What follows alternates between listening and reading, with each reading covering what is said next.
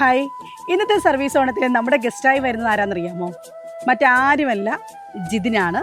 ജിതിൻ ചെറുപുഴയ്ക്കടുത്തുള്ള ജിതിൻ്റെ വീട്ടിലേക്കാണ് നമ്മുടെ യാത്ര ഇന്നത്തത്.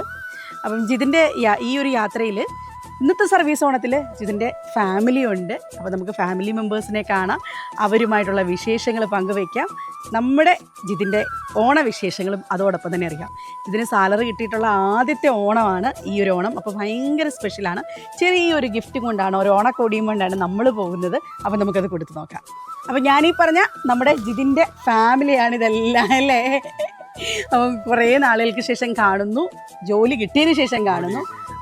അപ്പം നമ്മുടെ CCയുടെ ഒരു ഓണ സമ്മാനമാണ്, അല്ലേ? അപ്പം എല്ലാവരും ഓണത്തിൻ്റെ ഒരു തിരക്കിലൊക്കെയാണ്, അല്ലേ? അപ്പം നമുക്ക് ഇന്നത്തെ ഈ ഒരു ഓണവിശേഷങ്ങൾ ജിതിൻ്റെ കേട്ട് പോകാം. വീട്ടിലേക്ക് വിളിക്കുന്നില്ലേ? അപ്പം വീട്ടിലകത്തിരുന്ന് നമുക്ക് സംസാരിക്കാം. അപ്പം ഞങ്ങൾ സർവീസ് ഓണമെന്ന് പറയുന്നത് നമ്മുടെ സർവീസിൽ കയറിയ കുട്ടികളെ നേരിട്ടെന്ന് കാണുക, അവരുടെ ഓണവിശേഷങ്ങൾ അറിയുക.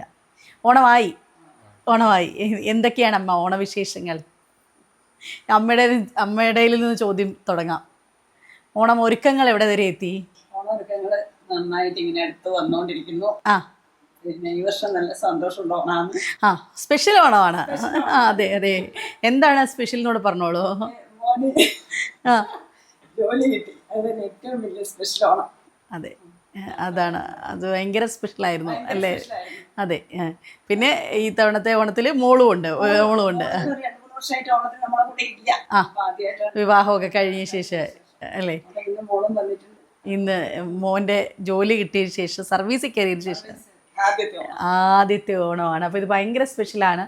ഞങ്ങൾ നേരത്തെ വന്നപ്പം അപ്പോയിൻമെൻ്റ് ആയിട്ടില്ലായിരുന്നില്ല. അന്ന് ഭയങ്കര വിഷമമായിരുന്നു നമുക്കും. അന്ന് നമ്മൾ പറഞ്ഞിട്ട് പോയതാണ്, അടുത്ത് നമ്മൾ കാണുമ്പോൾ എന്തായാലും സർവീസിലുണ്ടാകുമെന്ന്, അല്ലേ? എങ്ങനെയുണ്ട് ആ ഒരു ജോലിയിൽ പ്രവേശിച്ച് ശേഷമുള്ള ഒരു ഫുൾ എക്സ്പീരിയൻസ് പറ. ജോലി പ്രവേശിച്ച ഭയങ്കര സന്തോഷമുള്ള ദിവസങ്ങളാണ്. ഇവിടെ ഓൾറെഡി പഴയ വർക്കിനുള്ള പോകുമ്പോഴും ആ ഒരു സന്തോഷത്തോടെ എല്ലാ ലൈഫിൽ ഉണ്ടാകുന്നത് ഭയങ്കര സന്തോഷമാണ്. കാരണം ലൈഫിൽ തന്നെ കുറെ മാറ്റങ്ങൾ വരാൻ സാധിച്ചു. സാധാരണ ഈ ദിവസങ്ങളിൽ ഞാനൊരു 7 മണിക്ക് ശേഷം 7:30 ആ സമയത്താണ് എഴുന്നേക്കാറ്. രാവിലെ പോകേണ്ടോണ്ട് ഒരു 4:30-5 മണിയൊക്കെ എന്തായാലും എഴുന്നേക്കും. രാവിലെ എഴുന്നേക്കുന്ന ഉത്തരവാദിത്ത ബോധം കൂടി രാവിലെ തന്നെ 7 മണിയാകുമ്പോൾ പോയാലും എനിക്ക് അവിടെ ഒരു 9 മണിക്ക് ഡ്യൂട്ടി കയറാൻ പറ്റുള്ളൂ. 4:30 വരെയാണ്. പിന്നെ ബാങ്ക് ഏതാണ്? ചെറുകുന്നം സർവീസ് സഹകരണ ബാങ്ക്, കണ്ണൂർ ജില്ലയിലെ. അപ്പം ഉത്തരവാദിത്തം കൂടി. പിന്നെ കൂടുതൽ സമയം മുമ്പൊക്കെ ആണെങ്കിൽ വീട്ടിലാണെങ്കിലും ഡ്യൂട്ടിയിലാണെങ്കിലും ഫോൺ യൂസിംഗ് ആണ് കൂടുതൽ ഉണ്ടാവുക. അമ്മേനോട് പറഞ്ഞിട്ടുണ്ടായിരുന്നു. ഇപ്പൊ അതില്ല. ഇപ്പൊ പറഞ്ഞാല് അവിടെ പോയാല് ആവശ്യത്തിന് മാത്രമേ, അല്ലാതെ ഫോൺ അധികം യൂസിംഗ് ഇല്ല. കാരണം അവിടെ ഓൾറെഡി CCTV ഒക്കെ ഉണ്ടല്ലോ, ഒരു ബാങ്ക് കൂടി അല്ലേ. ഇവിടെ ഒരു പേടിയുള്ളതുകൊണ്ട് ഫോൺ ഇവിടുന്ന് ചെയ്യും. വീട്ടിൽ നിന്നോ എഴുന്നേറ്റ് ചിലപ്പോൾ 1/2 മണിക്കൂറോ ചായ കുടിക്കുന്ന സ്ഥലത്തോ അല്ലെങ്കിൽ വൈകുന്നേരം വീട്ടിൽ വന്നിരുന്നോ കുളിച്ചതിന് ശേഷം ഒക്കെ യൂസ് ചെയ്യും. പക്ഷെ ബാങ്കിൽ അതില്ല. ഫോൺ യൂസിംഗ് വളരെ കുറയ്ക്കാൻ പറ്റിയിരിക്കും. ഓക്കെ, അതൊരു അച്ചീവ്മെന്റ് ആയിട്ട് കാണുന്നു. ഇടയ്ക്ക് മാറ്റാൻ പറ്റാന്ന് അല്ലേ? പിന്നെ വേറെ എന്ത് മാറ്റങ്ങളാവുന്നേ? പൊതുപ്രവർത്തനമൊക്കെ എങ്ങനെ പോകുന്നു? കുറവാണ്. ഡ്യൂട്ടി കഴിഞ്ഞ് വന്നതിന് ശേഷം സമയമില്ല, ചെയ്യാനുണ്ടാകും. ഓക്കെ, പഴയ പോലെ എന്തായാലും സാഹചര്യം ഒരു എത്ര നാളായി ജോലിക്ക് കയറിയിട്ട്? ഇന്നത്തേക്ക് ഒരു മാസമായപ്പം ഹെക്ടിക്കായി തുടങ്ങി, അല്ലേ? എന്നാലും നമ്മളത് എൻജോയ് ചെയ്യുന്നുണ്ട്, അല്ലേ? ഒരുപാട് നാൾ കാത്തിരുന്നതാണ്. ആ അപ്പോയിൻമെന്റ് വന്ന ദിവസം എങ്ങനെയല്ല, അഡ്വൈസ് വന്ന ദിവസം എങ്ങനെ ഉണ്ടായിരുന്നു? അപ്പോയിൻമെന്റ് വന്ന ദിവസം എങ്ങനെ ഉണ്ടായിരുന്നു? വർക്ക് ചെയ്യുന്ന സമയത്ത് കണ്ണൂർ ഒന്ന് പോവാണ് ഒഫീഷ്യലി ആവശ്യം. പോകുന്ന വഴിക്കാണ് എന്നെ വിളിച്ച് പറയുന്നത്, എടാ ഇതിനൊരു കത്തുണ്ട് വന്നു. ഞാൻ പറഞ്ഞൊരു കാര്യം ചെയ്ത് അമ്മക്ക് കൊടുത്തോ? ഞാനില്ല, ഞാൻ കണ്ണൂർ പോവാൻ തോന്നുന്നു. അവരെന്തോ അബദ്ധവശാലാണെന്നോ തോന്നുന്നു. ചെറുകുന്ന സർവീസ് എന്ന് പറഞ്ഞു. ഞാൻ കൊടുക്കല് അമ്മരയിൽ കൊടുക്കല് തന്നു. എന്റെ ഞാൻ ഒന്ന് വായിച്ചു തന്നത് ചെറുകുന്ന സർവീസ് ആണെന്ന ബാങ്കിന്റെ ഇടാവും. ഞാൻ പറഞ്ഞത് അമ്മരയിൽ കൊടുക്കേണ്ട എന്നെ തന്നാൽ മതി. എന്താ ജോലി വല്ല ഓഫർ ആണോ എന്ന് വെച്ചാൽ ഞാൻ പറഞ്ഞത് അതന്നെ ചെറുകുന്നിന്റെ ആണെന്ന് അതാന്ന് തോന്നുന്നു. അമ്മ അറിയണ്ടേ ഇപ്പൊ തൽക്കാലം നോക്കുക. എന്റെ എന്തെങ്കിലും അമ്മേനെ ഏൽപ്പിക്കും, അമ്മേനെ എന്തെങ്കിലും എന്നെ ഏൽപ്പിക്കും. കാരണം ഞങ്ങൾ രണ്ടാളിൽ ആരെങ്കിലും ഒരാൾ ടൗണിൽ തന്നെ ഉള്ളതുകൊണ്ട് അവർ നമ്മളെ കോൺടാക്ട് ചെയ്തിട്ട് നമ്മളെ ഏൽപ്പിക്കുകയായിരുന്നു. അങ്ങനെ പിന്നെ കണ്ണൂർ പോയ സമയത്ത് ഭയങ്കര ടെൻഷൻ അടിച്ചോ എങ്ങനെയെങ്കിലും നാട്ടിലെത്താൻ വേണ്ടിട്ട് വീട്ടിലെങ്ങനെ പെട്ടെന്ന് ഇതെങ്ങനെയും അന്ന് തന്നെ കൈ വാങ്ങണ്ടേ, അത് അന്ന് തന്നെ വാങ്ങണം എന്നുള്ള ഭയങ്കര ആഗ്രഹമുണ്ട്. അമ്മയോട് പോലും പറഞ്ഞില്ല, വിളിച്ചു പോലും അമ്മേനെ. എന്തുകൊണ്ടാ വെച്ചാൽ അപ്പത്തെ ഞാൻ പറഞ്ഞു പോയെങ്കിലോ എന്റെ മൈൻഡിലൊന്നും നിൽക്കാല്ല, അമ്മയോട് ഷെയർ ചെയ്ത് പറഞ്ഞു പോയെങ്കിൽ വെച്ചിട്ട് അമ്മനെ പോലും വിളിച്ചില്ല. നേരെ 5 മണി വരെ അവരുണ്ടാവുന്നു. കറക്റ്റ് 4:55 കഴിയുമ്പോഴാണ് ഞാൻ എത്തുന്നത്, ഓടിപ്പിടിച്ച് എത്തുന്നതിന്. എന്റെ പോസ്റ്റ് അവരല്ല തന്നത്, അവിടെ ഉണ്ടായിരുന്ന വേറൊരു പോസ്റ്റ്മാനാ തന്ന് പൊട്ടിച്ച് ഞാൻ നോക്കി ലൈവ് കണ്ടപ്പോ മനസ്സിലായി തന്നെയാണോ തന്നെയാണെന്ന് ഉറപ്പിച്ചു. അന്നോട് ഞാൻ അമ്മയോട് ചോദിച്ചു, അമ്മ ഞാൻ കെട്ടിപ്പിടിച്ചോട്ടെ ചോദിച്ചത്. അമ്മ ഞാൻ കെട്ടിപ്പിടിച്ചോട്ടെ. ആദ്യം പറഞ്ഞു വേണ്ടാന്ന്. ഞാൻ ഒന്ന് എന്തേ കാരണം ഞാൻ കെട്ടിപ്പിടിച്ചോട്ടെ ചോദിച്ചു. കെട്ടിപ്പിടിച്ചോ, ഞാൻ ഒറ്റ കെട്ടിപ്പിടിക്കില്ല. ഞാൻ അമ്മ അപ്പൊ എന്റെ അവിടെ വന്നു. കെട്ടിപ്പിടിക്കരുത് പറയാനുള്ള കാരണം നമ്മൾ ഇങ്ങോട്ട് മരിച്ചെടുത്ത് പോയി കഴിഞ്ഞാൽ നമ്മളെ കുളിച്ചിട്ടേ കയറും. അങ്ങനെ ഒരു ശീലമുണ്ട്. അപ്പൊ ഇവൻ ഒരു മരിച്ചെടുത്ത് പോയി, ഞാനും പോയി. ഞാൻ വന്ന് കുളിച്ചൊക്കെ നിൽക്കുമ്പോഴാണ് ഇവൻ ഓടി വന്നിട്ട് കെട്ടിപ്പിടിച്ചോട്ടെ. ഞാൻ ചോദിച്ചെന്തേ വേണ്ട നീ കുളിക്കുന്നു പറഞ്ഞു. എന്നോട് പറഞ്ഞു വേണ്ട ഞാനൊന്ന് കെട്ടിപ്പിടിക്കട്ടെ എന്നിട്ട് കാര്യം പറയാ എന്ന് പറഞ്ഞു. അപ്പൊ ഞാൻ പറഞ്ഞു അപ്പൊ രണ്ടോട്ട് ഇങ്ങനെ പറഞ്ഞപ്പോ ഞാൻ പറഞ്ഞു പിടിച്ചോ, എന്തായാലും ഇനി കളിക്കണം. വിളക്ക് വെക്കുമ്പോ ഇവിടെ കുളിക്കണം എന്ന് ഭയങ്കര ചിട്ടയാണ് നമ്മളെ ഈ നാട്ടിലെ പറഞ്ഞെങ്കിൽ. അപ്പൊ ഇവനെ കെട്ടിപ്പിടിച്ചിട്ട് ഇതേ തന്നു. അപ്പോഴാണ് നമ്മള് കരയണോ ചിരിക്കണോ എന്താ ചെയ്യണ്ടെന്ന് എനിക്കറിയില്ലായിരുന്നു. ആകെ ഒരു വല്ലാത്ത സത്യമാണോ എനിക്കത് വിശ്വസിക്കാൻ കഴിഞ്ഞിട്ടില്ല എന്നുള്ളതാണ് സത്യം. അത്ര ഒരു നല്ലൊരു മൊമെന്റ് ആയിരുന്നു. ഓക്കെ, പക്ഷെ പറഞ്ഞോളൂ, അമ്മയ്ക്ക് എന്തോ പറയാനുണ്ട്? വീട്ടിൽ നിന്ന് ഇങ്ങനെ പഠിക്കാതെ ഇങ്ങനെ പോണം നോക്കി ആടെ ഓഫീസിൽ പോയി എന്നല്ലാതെ ഒരു ജോലി കിട്ടണമെങ്കിൽ അതുപോലെ പഠിക്കണ്ടേ. അങ്ങനെയൊക്കെ ഒരു ഇത് നമുക്കുണ്ടായി. കിട്ടുന്നുണ്ട് എന്ന് പറഞ്ഞാലും കിട്ടുമോ, ഫോണിൽ നോക്കിയിരിക്കുകയാണോ അവൻ പഠിക്കുകയാണോ എന്നൊരു ഡൗട്ടായിരുന്നില്ലേ. ഞങ്ങൾ ക്ലാസ് കൊടുക്കുമ്പോൾ പഠിക്കുകയാണോ, അതെ എല്ലാം ഫോണിൽ നോക്കിയിരിക്കുകയാണെന്നായിരുന്നു വിചാരിച്ചത്. ജിതിൻ പറയുന്നത് എനിക്കിത് പോരാ, എനിക്ക് വേറെ മാറണം. അപ്പൊ ഇപ്പൊ എന്നോട് ഇപ്പം 2-3 ദിവസമായിട്ട് അടുപ്പിച്ച് പറയുന്നൊരു കാരണം അതാണ്. അമ്മേ എനിക്കിത് പോരാ, ഞാൻ ഇന്നും കോച്ചിങ് ചേർന്ന് എനിക്ക് വീണ്ടും നല്ല എക്സാം എഴുതിയിട്ട് മാറണം. അതിന്റെ പൂർണ്ണ നിങ്ങളാണ്. നിങ്ങളുടെ ക്ലാസ്സും അത് അവർ ഇഷ്ടപ്പെട്ടത് കൊണ്ടാണ് അത് പിന്നെയും പഠിക്കാൻ തോന്നുന്നു. അപ്പൊ ഞങ്ങളുടെ തോന്നല് മാറണം എന്നല്ലേ ആ ഒരു എന്താ പറയാ മാറണം എന്നുള്ള അവർ തോന്നല്. ഇപ്പം ചേർത്ത് കഴിഞ്ഞപ്പോ എനിക്ക് ചെറുതാണെങ്കിൽ ഒരു ജോലി ഉണ്ടല്ലോ, എനിക്ക് വീണ്ടും പഠിച്ചിട്ട് പറ്റുന്നൊരു കോൺഫിഡൻസ് ആയി. അതെ, എനിക്ക് വീണ്ടും മാറാൻ പറ്റും, എനിക്ക് കിട്ടുന്നുള്ള ഒരു കോൺഫിഡൻസ് ആയി. വന്നിട്ട് അതിപ്പോ നിൽക്കുന്നത്. പിന്നെ പറയൂ, ഭയങ്കര ഞങ്ങൾ പോയ പിന്നെ ഞങ്ങളൊരു ബോംബ് പൊട്ടിച്ചിട്ടാ പോയത്. അത് കഴിഞ്ഞ ശേഷം ഭയങ്കര അനുമോദനങ്ങളൊക്കെ.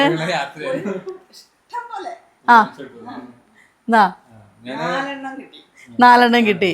അത് ഞാൻ സത്യം പറഞ്ഞാൽ ഇത് ആരോടും ഞാൻ പറഞ്ഞിട്ടില്ല. ആരോടും ഇങ്ങനെ ഒരു റാങ്ക് ലിസ്റ്റിൽ ഉണ്ടെന്നൊന്നും ഞാൻ ആരോടും പറഞ്ഞില്ല. അത് തന്നെ നിങ്ങൾ വന്നേ പിന്നെയാണ് ഈ അടുത്തുള്ളവർ പോലും അറിഞ്ഞത്. അവരെന്നോട് വിളിച്ചു ചോദിച്ചു. അങ്ങനെ ആദ്യം ഞാൻ പറഞ്ഞ അത് കുഴപ്പമില്ല, അതൊരു വെറുതെ പിന്നെ അത് കാരണം ഉണ്ടെന്ന് മനസ്സിലാക്കിയിട്ട് അവരുടെ വക ഒരു അനുമോദനം. നമ്മളിവിടെ ഉള്ള 10-17 വീട്ടുകാര് എല്ലാവരും കൂടെ ഒരു സൗഹൃദ കുടുംബ വേദി എന്നൊരു കൂട്ടായ്മയുണ്ട്, കുടുംബ കൂട്ടായ്മ. ഓണപരിപാടികളും അങ്ങനെ പല കാര്യങ്ങളും ഒരുമിച്ച് ഞങ്ങൾ ആഘോഷിക്കാറ്. അവരുടെ വക ഒരു അനുമോദനം കിട്ടി. അത് ഒരു വാർത്തയായി. സ്വാഭാവികമായിട്ട് എന്തെങ്കിലും ഒരു വാർത്തയാവുമല്ലോ ഇപ്പത്തെ കാലത്ത്. അങ്ങനെ വാർത്തയായപ്പോ ഏകദേശം ടൗണിലെല്ലാം അറിയാൻ തുടങ്ങി. അങ്ങനെ ഏടാന്ന് എനിക്കിങ്ങനെ ബാങ്കിൽ കിട്ടിയല്ലേ. പക്ഷെ ഈ സമയത്തൊക്കെ ബാങ്കിൽ വന്ന അപ്പോയിന്റ്മെന്റ് കിട്ടാത്തത് ഭയങ്കര വിഷമമാണ്. ബാങ്കിൽ അതായത് സ്വാഭാവികമായിട്ട് അവര് പറയുന്നത് ബാങ്കിന്റെ ഇന്റർവ്യൂവിന് 2 റാങ്ക് കിട്ടിയ ആക്കുന്നുള്ള രീതിയിലല്ല, സ്വാഭാവികമായിട്ട് ജോലി കിട്ടി എന്നുള്ള രീതിയിൽ തന്നെയാണെന്നും ആദ്യത്തെ ചർച്ച. പക്ഷെ അതൊരു ആ സമയത്ത് ഭയങ്കര വിഷമമാണ്, കിട്ടിയില്ലല്ലോ. പക്ഷെ ആ ഒരു ടെൻഷന്റെ സമയത്താണ് ഈ അപ്പോയിന്റ്മെന്റ്. അതുകൊണ്ട് ഭയങ്കര ഹാപ്പിയാണ്. കാരണം എന്താ വെച്ചാൽ ചോദിച്ചാലും നമുക്ക് ധൈര്യത്തോടെ പറയാൻ പറ്റൂല. അപ്പൊ റാങ്ക് ലിസ്റ്റ് ഉണ്ട്, ഒരു ഇപ്പം സാധാ PSC പോലെ റാങ്ക് ലിസ്റ്റ് ഉണ്ട്. എനിക്ക് 8ാം റാങ്ക് അല്ലെ 5ാം റാങ്ക് എന്ന് പറഞ്ഞാൽ ചിലപ്പോൾ കിട്ടാം, ചിലപ്പോൾ കിട്ടാതിരിക്കാം. PSC റാങ്ക് ലിസ്റ്റ് അങ്ങനെയാണല്ലോ. പക്ഷെ ഇതില് കിട്ടി എന്നുള്ള രീതിയിൽ എല്ലാവരും പറഞ്ഞു കേട്ടിട്ട് ലാസ്റ്റ് കിട്ടാതിരുന്ന ഒരു വിഷമല്ലേ എന്നുള്ള ചിന്തയായിരുന്നു. രണ്ടു ഭാഗ്യം കിട്ടിയപ്പോൾ ഭയങ്കര ഹാപ്പി. അത് ഞാൻ DYFIയുടെ മേഖലാ പ്രസിഡന്റാണ്. അവിടെ നിന്നും കിട്ടി അനുമോദനം. പിന്നെ ഒരു ടൗണിലെ ഗ്രാമീണ വായനശാലയിലെ എക്സിക്യൂട്ടീവ് മെമ്പറാണ്. അവിടെ നിന്നും കിട്ടി. എനിക്ക് കിട്ടാനുണ്ട്, പക്ഷെ ഞാൻ അവിടെ പറഞ്ഞിട്ടില്ല. അവസരങ്ങൾ ഇനിയും ഉണ്ട്. ശരിക്കും എന്താ പറയാ, നമ്മൾ ഓണാഘോഷം എന്ന് പറഞ്ഞ പോലെയാണ് ജിതിന്റെ ജോലി. ആ നാട്ടുകാർ മൊത്തം ആഘോഷിച്ചത് ഭയങ്കര കാര്യമായിരുന്നു. എല്ലാവരും നീ നമ്മളോട് പറയുന്നത് ഞാനത്തെ ആരോട് അപ്പോയിന്റ്മെന്റ് പോകുന്നതിന് മുമ്പ്, അതായത് ജോലിക്ക് ചെയ്യാൻ അപ്പോയിന്റ്മെന്റ് ലെറ്റർ കിട്ടി ജോയിൻ ചെയ്യുന്നതിന് മുമ്പ് എല്ലാം കൂടി 10 പേരോട് മാത്രമേ പറഞ്ഞത്. കോമ്പറ്റേറ്റീവ് ക്രാക്കറിന്റെ നിങ്ങളോടും മാഡത്തിനോടും പിന്നെ ചിക്കോൻ സാറിനോട് പറഞ്ഞു. പിന്നെ എന്റെ കൂടെ ഇന്റർവ്യൂ ഉണ്ടായിരുന്ന 2 ആളെ വിളിച്ചു. ഞങ്ങൾ അത്യാവശ്യം കോണ്ടാക്ട് ഉണ്ടായിരുന്നു. അവരോട് പറഞ്ഞു. പിന്നെ ഇന്റർവ്യൂ ഇല്ല അമ്മയുടെ തൊട്ടടുത്ത വീട്ടുകാരോട് പറഞ്ഞു. വേറെ ആരോടും പറഞ്ഞിട്ടില്ല അങ്ങനെ. പിന്നെ ഞാൻ ഇതുമായി ബന്ധപ്പെട്ട ഒന്നിന്റെ ആവശ്യത്തിന് മുമ്പ് ജോലിക്ക് കയറിയ ആൾക്കാരെ വിളിക്കുന്നുണ്ട്. മുമ്പ് നമ്മളിവിടെ പഠിച്ച ആൾക്കാരെ, അവര് ബാങ്കിൽ വർക്ക് ചെയ്യുന്ന ആൾക്കാരെ വിളിക്കുവായിരുന്നു. ഇത് എന്റെ പ്രൊസീജിയർ എങ്ങനെയാണ്, ഇത് എങ്ങനെയാ എന്തൊക്കെയാണ് പ്രൊസീജിയർ ഉണ്ടായിരുന്നത് അതൊക്കെ അറിയാൻ വേണ്ടി വിളിക്കുന്നവരോട് ഞാൻ പറഞ്ഞു. ഞാൻ പറഞ്ഞില്ല. ഞാൻ തന്നെ അന്നേരം കയറുന്നതിന് മുമ്പ് തൊട്ട് തലേ ദിവസം എന്റെ 2-3 സുഹൃത്തുക്കളോട് പറഞ്ഞു, എടാ ഞാൻ ഇങ്ങനെ നാളെ ജോയിൻ ചെയ്യാൻ വന്നു. അവർക്ക് തന്നെ അത്ഭുതം, കാരണം പറഞ്ഞിട്ടില്ലല്ലോ നേരത്തെ. ഇത്രയും നാളെ കുഴപ്പമുണ്ടായിരുന്നില്ലേ? തലേ ദിവസം പറഞ്ഞത് നീ ഇതുവരെ നമ്മളോട് പറഞ്ഞില്ലല്ലോ എന്നുള്ള രീതിയിൽ. നീ അന്ന് ഇന്റർവ്യൂവിൽ പോയതില്ല. ഇന്റർവ്യൂവിൽ പോയതും എല്ലാ വിവരങ്ങളും അതൊക്കെ എല്ലാം പറഞ്ഞത്. പക്ഷെ അപ്പോയിന്റ്മെന്റ് വന്നതോ ജോയിൻ പറഞ്ഞില്ല. പിറ്റേന്ന് അവരാണ് എന്നോടൊന്നും അപ്പോയിന്റ്മെന്റ് അല്ല ഒപ്പിടുന്നതിന്റെ ഫസ്റ്റ് സിഗ്നേച്ചറിന്റെ ഫോട്ടോ ഇടുന്ന പറഞ്ഞിട്ട് അവരാണ് സ്റ്റാറ്റസ് ഇട്ടത്. അങ്ങനെയാണ് പല ആൾക്കാരും അന്ന് അവര് നമ്മളോട് നീ എന്താ നമ്മളോട് പറയുന്നത്. കുറേ പേരെ അറിയിക്കാനായിട്ടുണ്ടായിരുന്നല്ലോ. Okay okay. ഇനി പരിചയപ്പെടുത്തിയില്ല, കുടുംബാംഗങ്ങളെ സത്യം പറയാൻ പരിചയപ്പെടുത്തിയില്ല.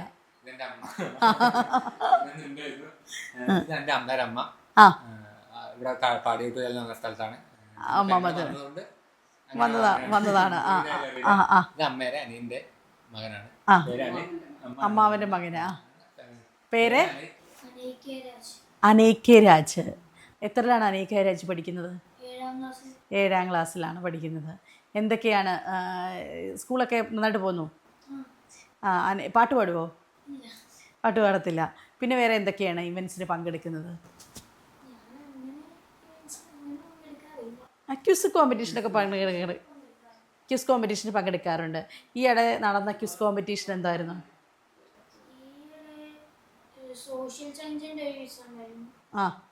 അതിൽ സമ്മാനം കിട്ടിയോ? എന്ത് സമ്മാനമുണ്ട്? എല്ലാ പ്രാവശ്യവും ക്വിസ് കോമ്പറ്റീഷനിൽ ഫസ്റ്റ് ആണോ? 3rd ഒക്കെ കിട്ടും. ഓക്കെ. എന്ന് പത്രം വായിക്കുമോ? പത്രം വായിക്കും. ഓ ശരി, വെരി ഗുഡ്. അപ്പോൾ സമ്മാനം കിട്ടുന്ന ആണ്. ഓക്കെ. അപ്പം വീണ്ടും അമ്മയിലേക്ക് വരികയാണെങ്കിൽ ചോദിക്കാം. ഇപ്പം ഓണമായി. എങ്ങനെയാണ് കണ്ണൂരെ ഓണം? അല്ലെ കാസർഗോഡ് ബോർഡറാണിത്. ഈ ഓണത്തിന് എന്താ ഈ നാട്ടിലെ ഓണം എങ്ങനെയാണ്?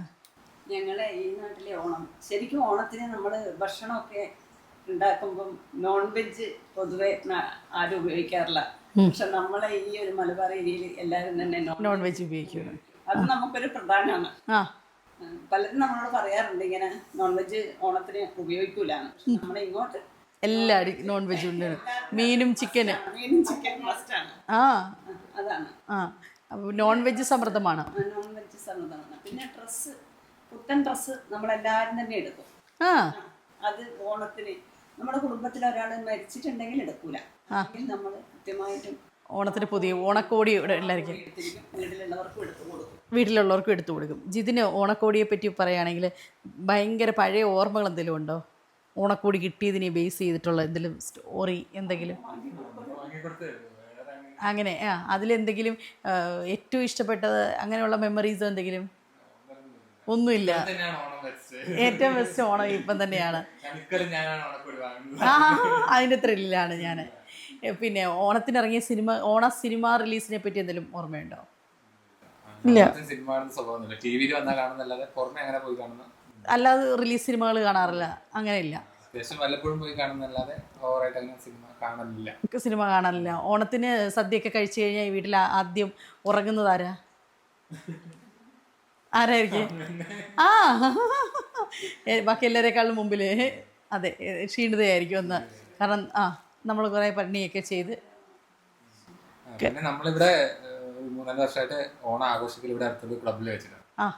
അവിടെ ഞങ്ങളെല്ലാം ഒരു 18 കുടുംബങ്ങളുണ്ട്. ആ 18 കുടുംബങ്ങൾ ഒത്തിരി ചേർന്ന് രാവിലെ മുതൽ രാത്രി വരെ ഫുഡ്, അതായത് രാവിലത്തെ ചായ, ഉച്ചക്കത്തെ ചോറ്, പായസം അടക്കമുള്ള സദ്യ. അപ്പൊ ഇവിടെ വീട്ടിൽ വെക്കണ്ട? വീട്ടിൽ വെക്കണ്ട. അത് മുമ്പ് ഒരു 4-5 കൊല്ലം മുമ്പ് ഓണത്തിന്റെ ഏകദേശം 5-8 വർഷമായി ഇങ്ങനെ. ഓണത്തിന് തൊട്ട് 2-3 ദിവസങ്ങളിൽ ഏതെങ്കിലും ദിവസമായിരിക്കും. ആ പിന്നെ ഓണത്തിന് സ്വന്തം വീടുകളിലായിരുന്നു. പിന്നെ അത് നമ്മൾ എന്ത് ചെയ്തു വെച്ചാൽ ഓണത്തിന് അന്നത്തേക്ക് മാറ്റി. ഓണത്തിൻ്റെ അന്ന് അന്ന് കലാപരിപാടികളും ആ. ചെറിയ മത്സരങ്ങളൊക്കെ ആയിട്ട് അപ്പോൾ സദ്യ നിങ്ങൾ ഉണ്ടാക്കുകയാണോ? അവിടെ തന്നെ ആൾക്കാരുണ്ടാവും. എല്ലാവരും കൊണ്ട് സദ്യ ഉണ്ടാക്കുന്നു. Very good. അപ്പോൾ ഒരു അന്ന് രാത്രിത്തെ ഫുഡ് എടുക്കാം. അപ്പോൾ നമ്മൾ പിന്നെ രാത്രി ഭക്ഷണം കൊണ്ട് അപ്പോൾ ഫുൾ ടൈം എല്ലാവരും കൂടെ ഒരുമിച്ച് ഗെയിംസും ഒക്കെ ഉണ്ട്. ഓ നമ്മുടെ ക്ലബ്ബ് സഹൃദയ ക്ലബ്ബാണ്.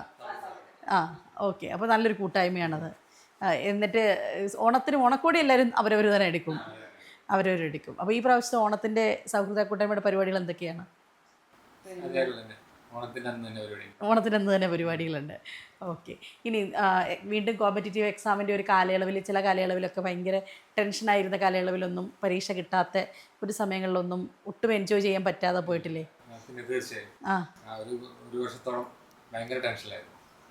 ഒരു ജോലിയില്ല, പഠിക്കുന്നുണ്ടെന്നാലും അത് കിട്ടുന്നുമില്ല എന്ന് പറയുമ്പോൾ അത് ഭയങ്കര വിഷമമുള്ള സമയം ഉണ്ടായിരുന്നു.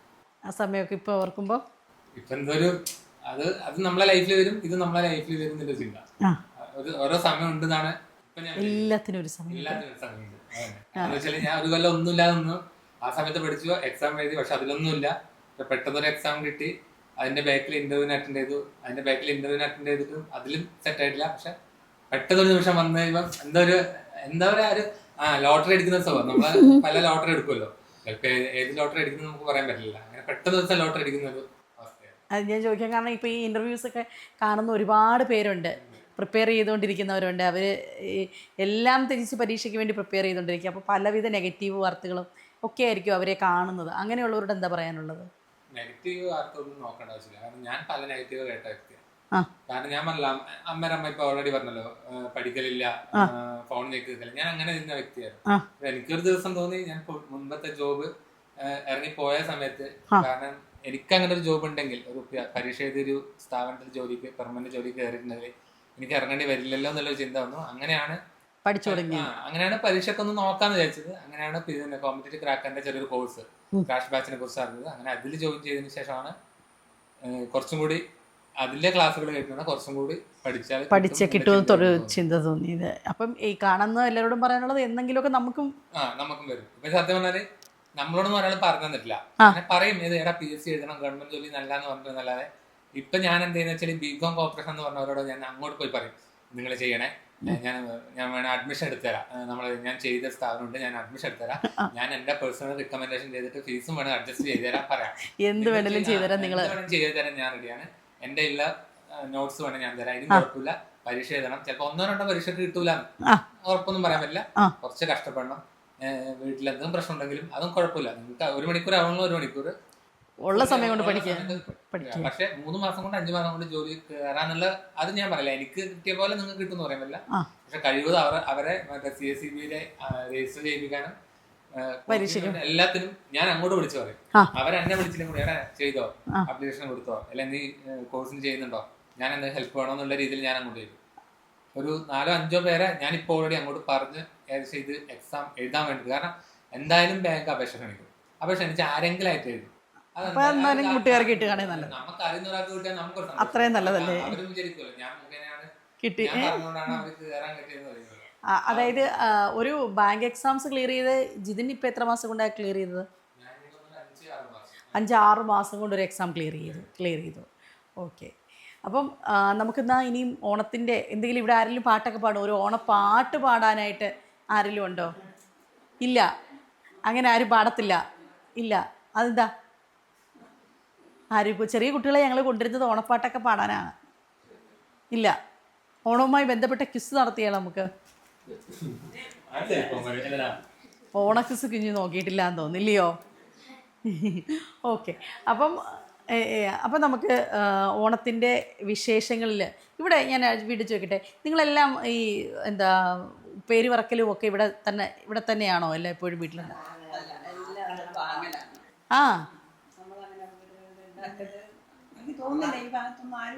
അങ്ങനെ ഒത്തിരി വർഷങ്ങളായിട്ട് അങ്ങനെ തന്നെയാണ്.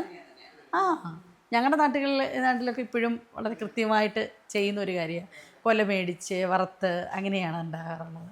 അപ്പം അത് നേരത്തെയുള്ള പ്രിപ്പറേഷൻ വളരെ കുറവാണെന്ന് തോന്നില്ലയോ? അതായത് പിന്നെ അത്തപ്പൂക്കളൊക്കെ ഇടുമ്പം തറയൊക്കെ മെഴുക്കി തന്നെയാണോ? അങ്ങനെയുണ്ടോ? ഇല്ല, ഇല്ല. നേരത്തെ ഒക്കെ അങ്ങനെയായിരുന്നു. ഇപ്പൊ ഉള്ളടുത്ത് ഇതൊക്കെ വരച്ച് അങ്ങ് ചെയ്യാണ്. പൂ മേടിച്ച് തന്നെയാണ്. ഞങ്ങൾക്ക് നേരത്തെ ഇങ്ങോട്ട് മലബാറുകാർ നമ്മള് അതായത് ഈ കർക്കിടക സംക്രമം മുതൽ ചിങ്ങ സംക്രമം വരെയാണ് ഓണപ്പൂ ഇടുക. ഇപ്പൊ അതൊക്കെ മാറി ശരിക്കും 10 ദിവസം മാത്രമാക്കി. 10 ദിവസം മാത്രമാക്കി. മറ്റേത് ഒരു മാസം മുഴുവൻ ഇടരുത്. ഒരു മാസം മുഴുവൻ പൂടും. എന്തെങ്കിലും 2 തുളസിയിലാണെങ്കിലും വെക്കുമായിരുന്നു. അതൊരു മാസം അത് ഇടണം നിർബന്ധമാണ്. ഇപ്പൊ സമയമില്ല, ആർക്ക് സമയമില്ല, ആരും ചെയ്യുന്നില്ല. അത്തപ്പൂക്കളൊക്കെ ഇടുവോ? ഇടും. ഈ തവണ അത്തപ്പൂക്കൾ ഇടുന്നുണ്ട്, ഉറപ്പാണ്. ആരാ പൂ മേടിച്ചു തരുന്നത്? അച്ഛൻ മേടിച്ചു തരും. വേറെ ആരുണ്ട് സഹായിക്കാൻ? ആര് വരും? അമ്മ വരും. അച്ഛനും അമ്മയും മോനും കൂടെ ഇടും ആണ്. അപ്പോൾ ഈ തവണ ഡിസൈനൊക്കെ ഉണ്ടോ? ഇല്ല. ഓക്കെ, ശരി. അപ്പോൾ ജിതിനെ, അപ്പോൾ ഇനി പരീക്ഷ എഴുതുന്നവരോട് എന്താ പറയാനുള്ളത്? പരീക്ഷ എന്നാണ് ഇത്രേ പറയാനുള്ളൂ. പിന്നെ ഒരു പരീക്ഷയ്ക്ക് കിട്ടില്ല എന്ന് വെച്ചോ, വേറെ ആൾക്കാർ നെഗറ്റീവ് പറഞ്ഞു എന്ന് വെച്ചോ ബാക്കോട്ട് വരേണ്ട ആവശ്യമില്ല. ഏതെങ്കിലും ഒരു പരീക്ഷ കിട്ടും, കണ്ടിന്യൂസ് ശ്രമിക്കുക. ഒരു പരീക്ഷയ്ക്ക് മുമ്പ് ഞാൻ ഏതൊരു വീഡിയോയിൽ കണ്ടിട്ടുണ്ട്, പഠിക്കുന്നത് നമുക്കൊരു അപ്പോയിന്റ്മെന്റ് ഓർഡർ കയ്യിൽ കിട്ടുന്നത് വരെ എന്ന രീതിയിൽ പറയുന്നുണ്ട്. അതന്നെ എനിക്കും പറയാനുള്ളത്. കാരണം എന്താ പറഞ്ഞാൽ ഒരു പരീക്ഷ അല്ലെങ്കിൽ സാധാരണ ബാങ്കിനാകുമ്പോൾ എനിക്കൊന്ന് 4-5 മാസം കൂടുമ്പോൾ, ഇപ്പം കുറച്ച് ഡിലേ ആവുന്നുണ്ടെങ്കിലും 4-5 മാസം കൂടുമ്പോൾ എന്തായാലും ഒരു നോട്ടിഫിക്കേഷൻ വരുന്നുണ്ട്. ഇപ്രാവശ്യത്തെ പരീക്ഷ അല്ലെങ്കിൽ അടുത്ത പ്രാവശ്യം അല്ല അതിനുശേഷമുള്ള പരീക്ഷയ്ക്ക് എന്തായാലും കയറാൻ പറ്റും. അപ്പോൾ നേരത്തെ പഠിക്കുക, നേരത്തെ നന്നായിട്ട് പഠിക്കുക. അത് മാത്രമാണ് എല്ലാവരോടും പറയാനുള്ളത്. അപ്പം ഓണവിശേഷങ്ങളുമായിട്ട് ഇന്നത്തെ വീഡിയോയിൽ നമ്മൾ കണ്ടത് ജിതിനും കുടുംബവുമാണ്. ഇനിയും പുതിയ പുതിയ എക്സാംസ് എഴുതാനും ക്ലിയർ ചെയ്യാനും തുടർന്ന് പഠിക്കാനും കരിയറിൽ ഗ്രോത്തുകളും പേഴ്സണൽ ലൈഫിലുള്ള ഗ്രോത്തുകളും ഒക്കെ ഉണ്ടാവട്ടെ. അപ്പോൾ എല്ലാവർക്കും ഒരുമിച്ച് നമുക്കൊരു ഹാപ്പി ഓണം പറയാം. അപ്പോൾ എല്ലാവർക്കും സിസിയുടെയും നിതിൻ്റെ ഫാമിലിയുടെയും ഹാപ്പി ഓണം.